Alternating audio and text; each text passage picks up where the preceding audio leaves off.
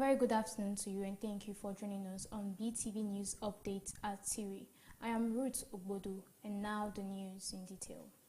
The Palace of the Oba of Benin has maintained its position that Iyaloja consent is alien to the culture of Benin, and that the Palace also frown at the use of trade associations to run open markets and to play partisan politics, as the twin factors are inimical to the essence of market tradition in Benin culture. This was contained in a statement issued by the Benin Traditional Council on Tuesday evening. BeeTv News Best Orator has details. According to the statement signed by Chief Noense Ozigbo Esere, the Osuma of Benin, Chief Edionwe Oliha, the Oliha of Benin, Chief Osaro Ida, the Obazelu, Secretary Benin Traditional Council, which was released on Tuesday evening, 7th October 2025, says that the Iyaloja concept is alien to Benin Kingdom. He says in Benin culture, Iyeki emerges among the market women after being chosen by the market women.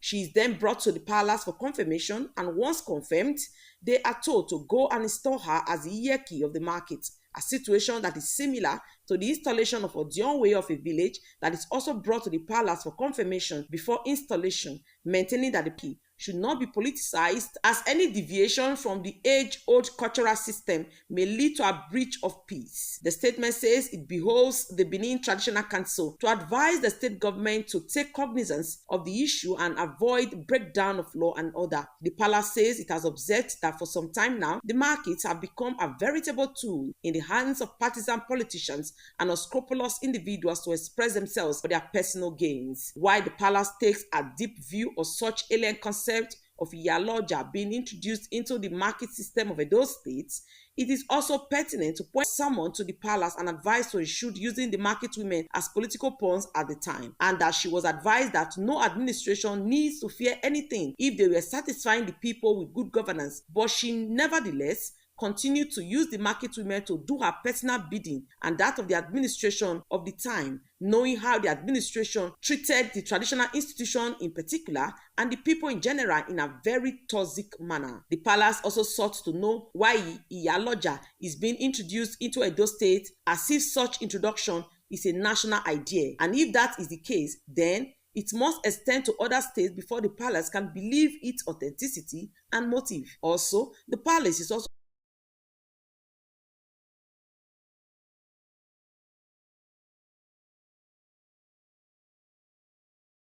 access to residential and commercial development, including the day-to-day international market.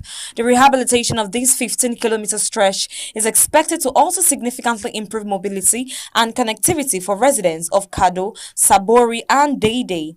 According to FCT Minister Yesu Wike, the administration is also rehabilitating 105 public schools, out of which 73 is within the municipal area council. We are witnessing today is the language of leadership, translatability or access.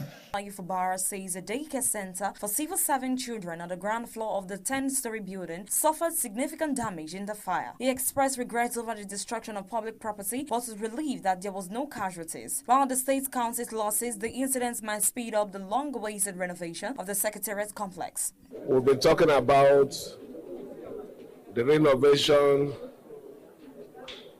the refurbishing of our very formal secretariat, and I believe with this particular incident there won't be any reason not to continue it anymore. Whatever is required by this government to commence that process, we will immediately swing into action. A crowd of excited civil servants welcomed the governor and other government officials.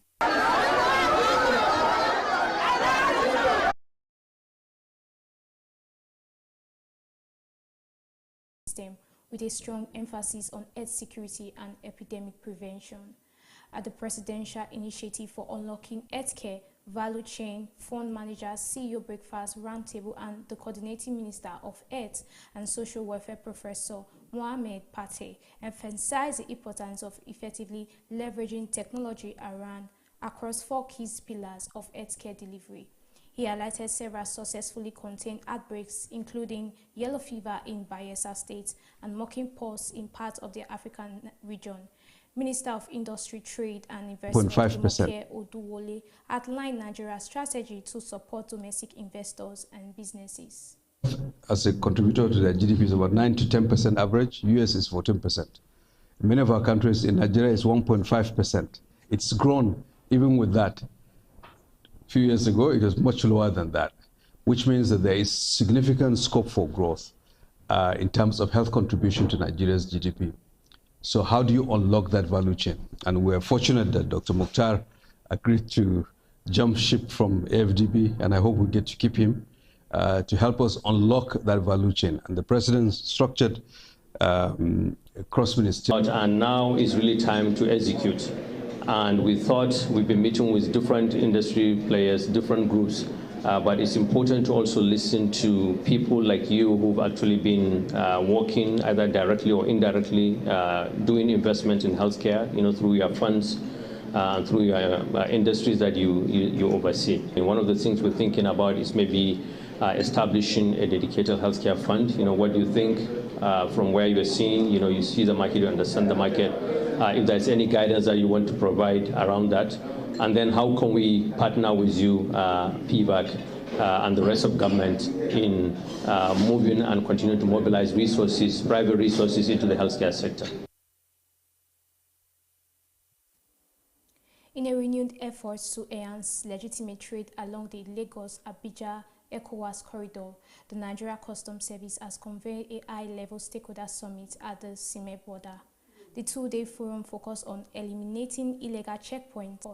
Key representatives from the military, police, immigration, and other security agencies, traders, and community leaders gathered under the leadership of Semi-Area Controller Wale Adenuga. The summit sought practical solutions to the persistent menace of illegal security checkpoints and unauthorized personnel are frustrating free movement of goods and persons along the corridor. Declaring the meeting open, Controller Adenuga stated that it has become imperative to dismantle illegal barriers on the trade corridor. If you know you don't have business on that road, stay clear of it.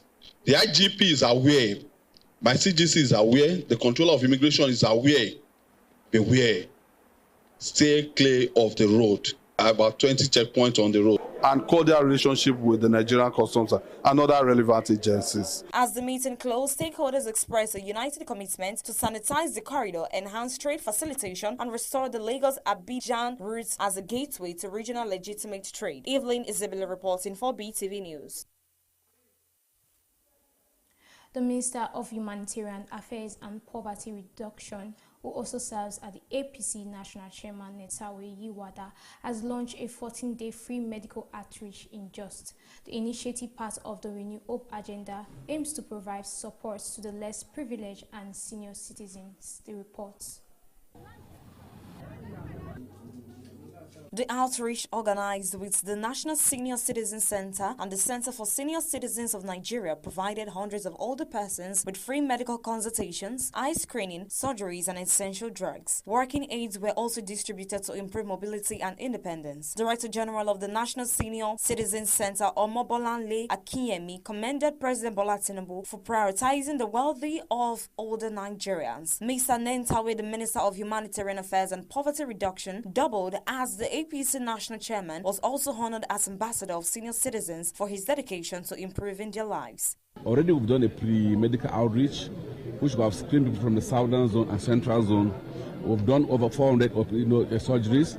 Now we're having some of the most difficult surgeries that we need experts. I need experts that come from France, from the USA, and from Canada to support us to ensure that Justice James Omotosho of the Federal High Court in Abuja has postponed the trial of Nnamdi Kanu, leader of the indigenous people of Biafra, to October 16th. The adjournment comes as a result of the Nigerian Medical Association's failure to complete its evaluation of Mr. Kanu's health and submit a report to the court. At the previous hearing, Justice James Omotosho directed the president of the Nigerian Medical Association to set up a panel of medical experts to assess the alleged deteriorating health condition of Nnamdi Kanu. The purpose of the examination is to determine whether the medical facilities at the Department of the State Services headquarters are adequate for his treatment, or if it should be transferred to the National Hospital as requested by Mr. Kanu. And turning to Zambia, the governor of Zamfara State, Dua Lawa, of technology in governance and public service delivery. Speaking at the Digital Government Africa Summit in Lusaka, Governor Lawa highlighted that all sectors now rely heavily on data and connectivity, stressing that technology must be harnessed to promote accountability, transparency, and inclusive growth across the continent. He says one of the aims of digital government should be to improve lives, and key players must unanimously push to turn Africa's digital aspirations into real development gains. He also spoke on the initiative launched by the government to bring the people closer.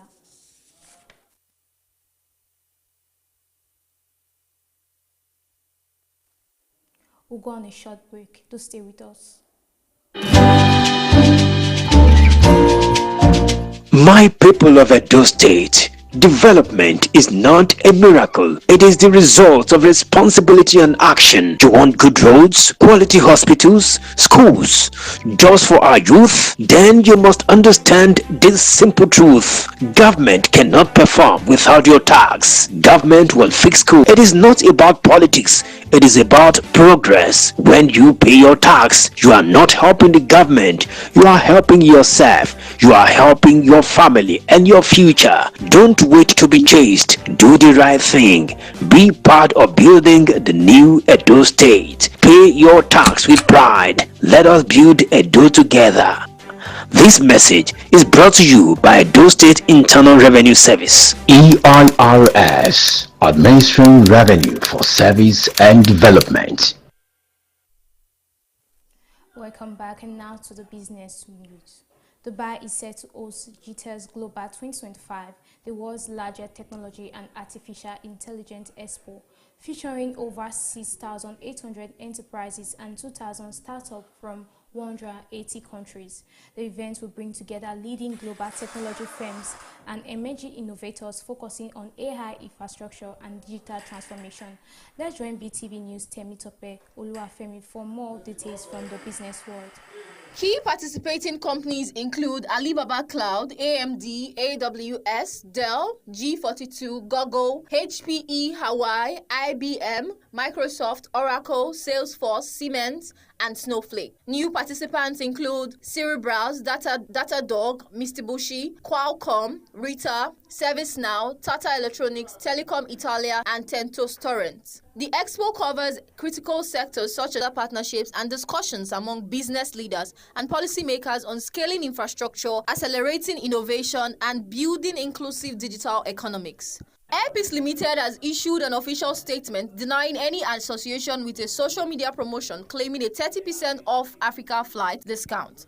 The airline clarified that it is not running any such promo and labeled the circulation advertisement as fraudulent. According to the company, the advertisement requests the public to sign up to access the fake offer, which is not affiliated with Airpeace in any capacity. The airline urged the public to disregard the post and avoid interacting with its promoters. Airpeace also cautioned against booking tickets through unauthorized websites, specifically noting U.S. Special Envoy Steve Witkoff and U.S. President Donald Trump's son-in-law Jared Kushner will join Gaza peace plan talks between Israeli and Hamas negotiators in Egypt this Wednesday. The arrival comes as a second day of indirect work talks on Tuesday ended without tangible results. A senior Palestinian official familiar with the negotiations told Newsme. BeeTv News Esoe Osamege has details.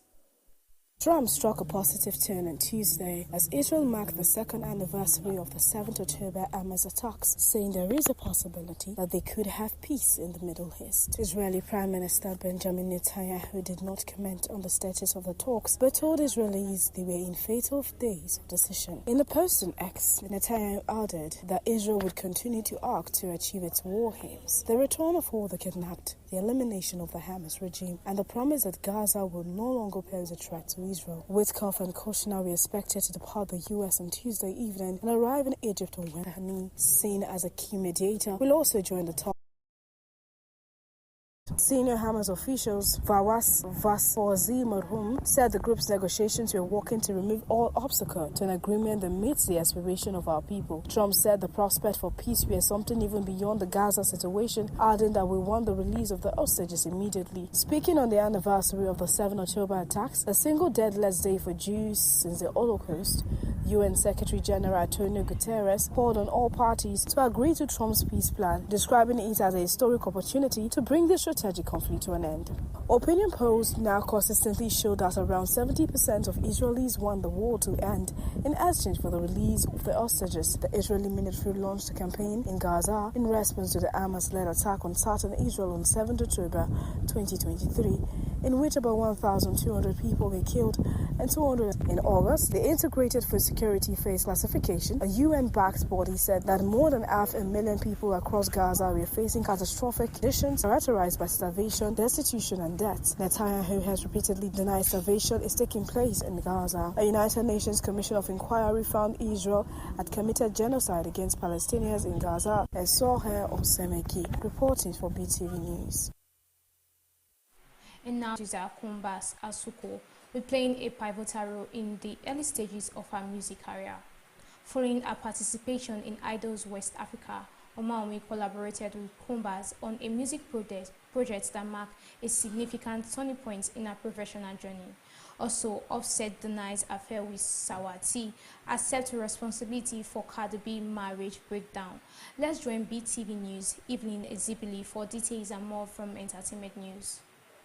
The collaboration resulted in her first major endorsement deal, which lasted 2 years. The song, initially recorded without high expectations, was later picked up by a marketing agency and used in a commercial campaign. The exposure from the endorsement led to performance opportunities at 4 major concerts alongside the music group P-Square. In addition to boosting her visibility, Cobams provided Omawumi with mentorship that influenced her stage presence, vocal delivery, and emotional expression in performance.